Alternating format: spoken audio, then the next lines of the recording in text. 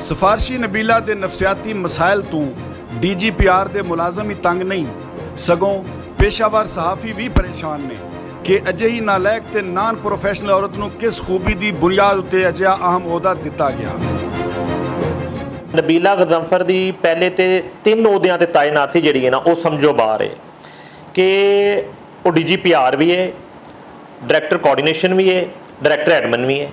यानी कि बिल्कुल इस तरह की मिसाल है कि जिमें खरबूजियां की राखी तुसीं गिदड़ बिठा दिओ कि अगर DGPR की कोई कंप्लेन है तो डायरैक्टर कोआर्डिनेशन तो डायरैक्टर एडमिन को किसी ने कंप्लेन लैके जानी है। किसी इवन प्रिंट मीडिया ओनर ने इश्तिहारां का इशू है, कोई उन्होंने कोई प्रॉब्लम है, कोई शिकायत है तो उन्हें शिकायत लैके जानी है इन्हां 2 डिपार्टमेंटा कोल, तो वह भी दोवें उहदे नबीला गजनफर कोल ने। यानी कि वो इस वक्त 3 अहुदियां ते तायनात ने।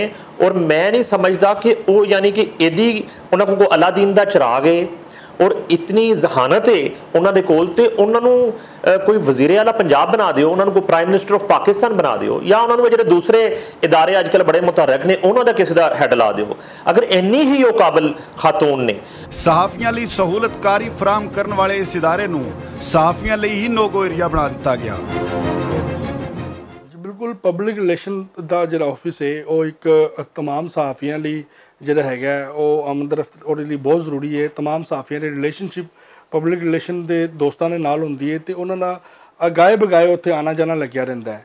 ਤੇ ਮੈਂ ਸਮਝਦਾ ਵਾਂ ਕਿ ਜ਼ਿਆਦਤੀ ਸਿਕਿਉਰਿਟੀ ਹੋਣੀ ਚਾਹੀਦੀ, ਹਰ ਅਦਾਰੇ ਦਾ ਸਿਕਿਉਰਿਟੀ ਹੱਕ ਹੈ, लेकिन सहाफियों की आमदरफ्त रोकना या उस पर पाबंदी लगाना या उन्होंने बाइक्स वगैरह या गाड़ी उन्होंने बाहर खड़ी करना है ज्यादती है। सब तो वड्डी गल है कि इस वेले DGPR का महकमा जिहदे जिहड़ी कि सहाफियों की अमाजगाह हैगी है, जिथे सहाफियों ने आना है, भावें उन्हों का तलक लाहौर तो हो, भावें लाहौर तो बाहर हो, लेकिन इस वक्त तुसीं यह समझो DGPR दे विच सिविल मार्शल दा नाफज है और उहदे च कोई भी सहाफी भावें वो सीनियर है भावें जूनीयर है ਉਹਦੇ ਵਾਸਤੇ ਸਭ ਤੋਂ ਜ਼ਿਆਦਾ ਲੋਕਾਂ ਨੇ ਆਣਾ ਛੱਡ ਦਿੱਤਾ ਹੈ। ਉਹ ਕਿਉਂ ਆਣਾ ਛੱਡ ਦਿੱਤਾ ਹੈ ਕਿ ਸੀਨੀਅਰ ਲੋਕ ਵੀ ਜਿਹੜੇ ਨੇ ਜਿਨ੍ਹਾਂ ਨੂੰ 30 40 ਸਾਲ ਹੋ ਗਏ ਨੇ, ਉਹ ਜਦੋਂ ਆਉਂਦੇ ਨੇ ਤੇ ਉਹਨਾਂ ਨੂੰ ਕਿਹਾ ਜਾਂਦਾ ਹੈ ਕਿ ਜੀ ਤੁਸੀਂ ਬਾਹਰ ਜਿਹੜਾ ਨਾ ਆਪਣੀ ਗੱਡੀ ਜਿਹੜੀ ਹੈ ਨਾ ਬਾਹਰ ਖੜੀ ਕਰੋ। ਅਗਰ ਕੋਈ ਵਿਚਾਰਾ ਗਰੀਬ ਸਾਫੀ ਮੋਟਰਸਾਈਕਲ ਤੇ ਆਉਂਦਾ ਤਾਂ ਉਹਨੂੰ ਵੀ ਕਹਿੰਦੇ ਨੇ ਬਾਹਰ ਖੜੀ ਕਰੋ। ਅੰਦਰ ਆਉਣ ਤੋਂ ਪਹਿਲੇ ਆਪਣਾ ਸ਼ਨਾਖਤੀ ਕਾਰਡ ਜਮ੍ਹਾਂ ਕਰਾਓ। देखो इंतहाई शर्म की गल है कि वो लोग जोड़े कि DGPR दे विच मुख्तलिफ सीटां ते तैनात ने, वो DGPR होवे ते भावें डायरैक्टर इलैक्ट्रॉनिक मीडिया होवे ते डायरैक्टर न्यूज़ होवे, वो लोगों ने इनू जाती अमाजगाह बना रखे है। और DGPR का जिन्ना बुरा हाल है उन्ना DGPR का मैं तुहानूं दस रहा कि 32 साल च नहीं होया सी। और सहाफियां की जिहड़ी ईगो हैगी है उन्होंने इस बुरे तरीके नाल ਜਿਹੜਾ ਨਾ ਉਹ ਪਿੰਚ ਕੀਤਾ ਜਾ ਰਿਹਾ ਕਿ ਮੇਰਾ ਖਿਆਲ ਹੈ ਕਿ ਇਸ ਵੇਲੇ ਨਿਗਰਾਨ हुकूमत भी ਜਿਹੜੀ ਹੈ ਨਾ ਉਹ ਵੀ ਮੁਕੰਮਲ ਤੌਰ ਤੇ ਨਾਕਾਮ ਹੈਗੀ ਹੈ। ਔਰ ਇਸ ਕਰਕੇ ਨਾਕਾਮ ਹੈਗੀ ਹੈ ਕਿ ਉਹਨਾਂ ਨੇ ਸਿਰਫ ਇਕਰਬਾ ਪਰਵਰੀ ਕੀਤੀ ਹੈ। ਉੱਥੇ 18 ਗ੍ਰੇਡ ਦੇ ਲੋਕਾਂ ਨੂੰ 20 ਗ੍ਰੇਡ ਦੀ ਸੀਟਾਂ ਤੇ ਬਿਠਾਇਆ ਹੈ। और जिन्नी करप्शन मेरा ख्याल है DGPR से हुण हो रही है उन्नी करप्शन मैं अपनी 32 साल च नहीं देखी। सहाफती तंजीमां दे आगू एक पासे तां इस सिफारशी खातून अफसर दीयां हरकतां तो परेशान ने ते दूजे पासे पंजाब हुकूमत दी नाअहली दा मातम भी कर रहे ने जिन्हां मैरिट दा कत्ल करके एक नफसियाती मरीज़ां नूं अहम अहुदा दे छड्डिया।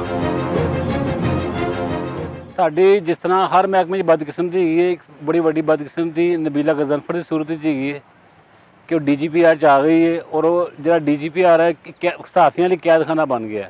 हालांकि सहाफियों की जी बेहतरी हैगी है, उन्होंने आराम दी चीज़ां हैगियां DGPR च हैगियां ने। मसलन असीं काफ़ी कोशिश कर चुके हैं कि पहले हैगा सी प्रैक्टिस हैगी सी कि जी एक्रीडिटेशन कमेटी की सी कैमरामैन बहना होंदा सी। नबीला गजनफर की मेहरबानी ने वो भी सिस्टम खत्म करता है।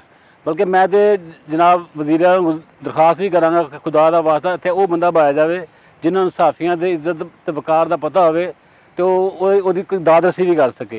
तो इत्थे तो इस तरह जी डिकटेटर पाती है तो और अगर मजीद मतलब हफ्ता असीं वेट कर लाँगे तो कम से कम साड़ी ख्वाहिश हैगी है, साड़ी प्रैस क्लब नाल भी गल हुई है, एमरा नाल भी गल हुई है कि असीं मिल के कोई ऐसा सदेबाब करिए क्योंकि अगर बीबी होर महीना 15 दिन रह गई तो यकीन कर लो साफी सड़कों पर आएंगे। नबीला गजनफर की मौजूदगी विच चंद अखबार मालकां दियां बोगस तंजीमां दे कुछ फराडीए ते राजी ने पर हुकूमत ते सहाफियां विच फासला मुसलसल वध रहा है।